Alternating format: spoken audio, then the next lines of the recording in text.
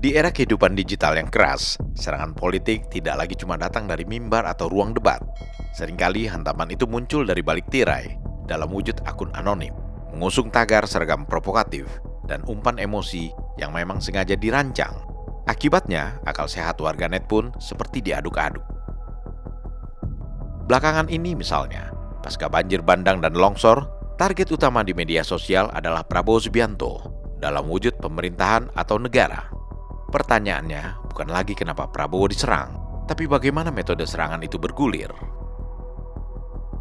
Dalam perang persepsi, reputasi adalah senjata. Serangan jarang menyentuh anggaran atau detail kebijakan, karena gempuran konten lazimnya menyasar level persona. Ini masuk akal, sebab apabila figurnya dirobohkan, setiap keputusan dianggap cacat sebelum dipahami. Nah, di jagat maya, Prabowo dikonstruksi sebagai simbol kegagalan, bukan subjek kebijakan. Polanya selalu dimulai dari tagar, yang serentak disebar akun-akun bukan manusia alias robot. Akun tanpa identitas ini tak punya hati, tak peduli kontennya berisi fitnah atau tanpa sumber kredibel. Dalam konteks seperti ini, tagar bukanlah reaksi, tapi trigger alias daya picu. Ketika tagar meledak, algoritmanya mendorong ke berbagai layar ponsel siapapun. Kata-katanya seragam, mengindikasikannya ada yang mengorkestrasi. Mereka begitu leluasa, sebab fitnah anonim sering lolos tanpa perlu pertanggungjawaban. Biasanya, serangan jarang muncul di hari-hari sepi isu. Mereka datang saat publik ringkih. Misalnya ketika harga bergolak, atau proyek baru dimulai. Atau lagi, seperti yang sekarang terjadi, kala bencana alam besar terjadi di Sumatera. Pertanyaan atau pernyataan sengaja dipilih untuk menggali kecurigaan, seperti kemana presiden, kemana negara. Sudah sebulan lebih nih, disebut-sebut Prabowo memiliki berhektar-hektar lahan sawit yang menjadi biang kerok bencana Sumatera.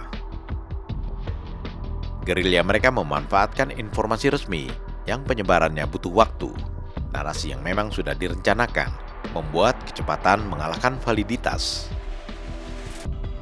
Pengakuan datang dari dalam lingkaran utama Prabowo, Hasim Joyo Hadikusumo, utusan khusus Presiden di bidang energi dan iklim, menyebut serangan di media sosial terjadi setiap hari, lewat tudingan tanpa dasar, dan upaya membangun gambaran negatif secara sistematis.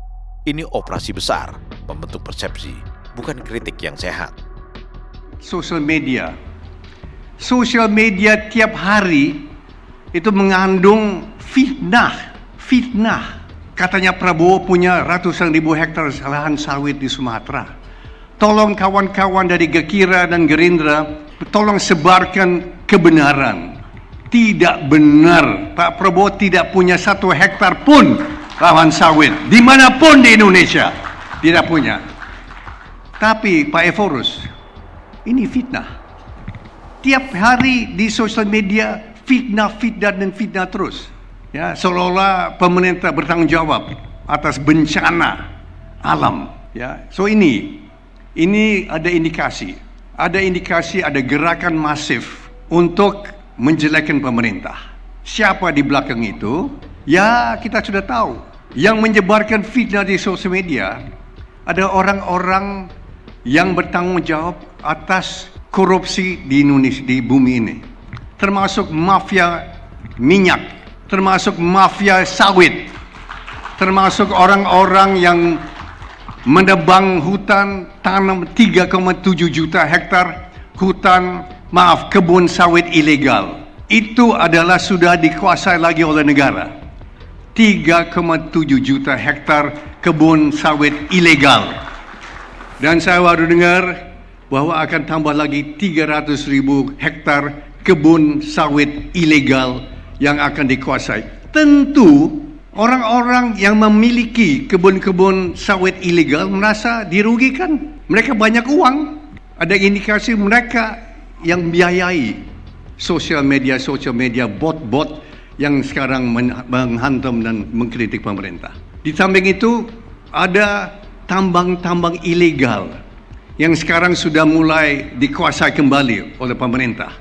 Di samping itu banyak yang punya uang yang merasa dirugikan oleh pemerintah karena tambang mereka dikuasai kembali oleh negara. Mereka ini yang biayai gerakan-gerakan anti pemerintah. Maka saya mohon ke kawan-kawan Gekira waspada. Kalau baca sosial media harus hati-hati. Karena kita semua lihat, dan saya lihat tiap hari, banyak fitnah, banyak ujaran kebencian, banyak pembohongan. Ini adalah kita harus waspadai. Semakin kita gencar, kita maju untuk kebenaran, pasti kita diserang-serang oleh hamba-hamba iblis yang ada di Indonesia ini.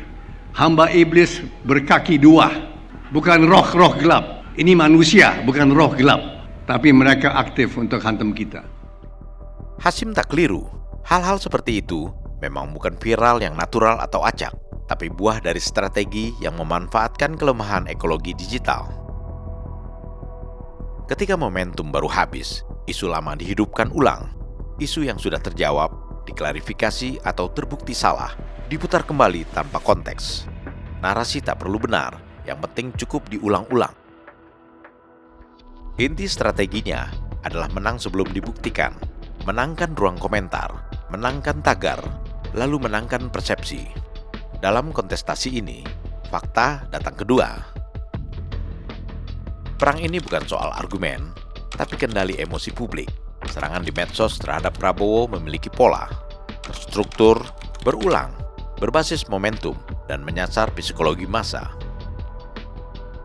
Pada akhirnya, pertanyaannya bukan siapa yang benar, tapi siapa yang unggul di kotak komentar. Lalu bagaimana sikap Prabowo?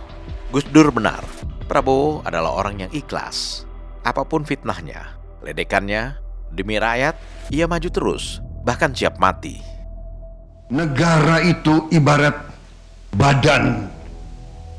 badan manusia. Kekayaan, uang dan segala kekayaan itu ibarat darah.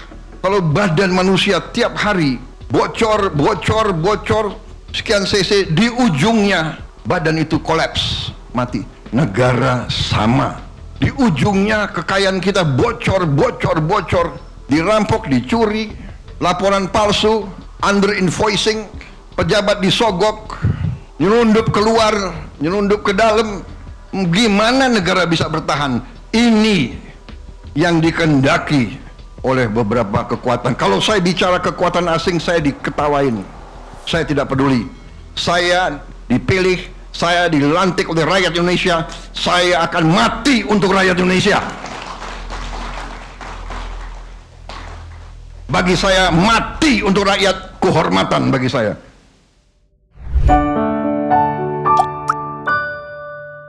Men of our time.